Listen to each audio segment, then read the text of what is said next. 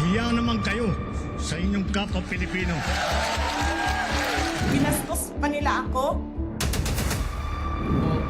What is the law and what Pakinggan ng proceeds of the illegal drug trade ng Duterte.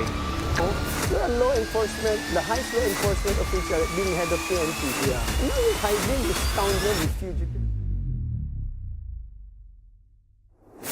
Ang politika ba, it's always utang na loob from the election. I hate to admit, pero yes. Sa way ng political system natin ngayon, yes. I agree na parang ganun nga yung paulit-ulit or cycle lang ano natin ng politics, 'di ba? Kasi ako naniniwala ako na hangga't hindi mababago yung ating political system, kumbaga hindi tayo mapupunta sa tinatawag na kasi ako naniniwala ako na federalism is somehow would make change in terms in our parang kinagawa siguro may pagbabago. May malaking kaasahan. Tapos even if we go before the people power, yung EDSA 2, kahit dun sa panahon ni Duterte, ang tao is dapat umasa tayo sa isang leader na magbabago ang ating bansa.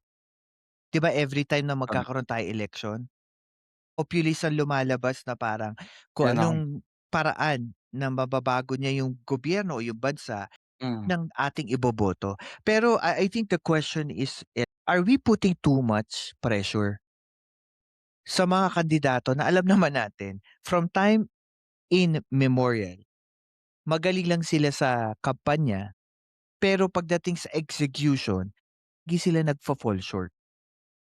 This time around, 2028, kinalaman dito sa 2028 kasi Gen Z na yung or mawawala na yung mga yung mga Baby boomers. idealist dati na mga na mga hindi ko naman sabi yung mga elders dati na kung sino kasi 'di ba alam naman natin na parang may tinatawag na fanaticism din, eh. Gusto ko si Marcos, gusto ko si kasi may na 'yan, may tatak na so Kumbaga Yes. personality. oo, doon kasi sila naka-base. Hindi katulad siguro ng mga Gen Z na ngayon naboboto, hindi sila boboto dahil sa fanaticism. Boboto sila dahil, they, observe, sabihin na nakita nila kung sino talaga yung nagtatrabaho, kung sino talaga yung may ginagawa.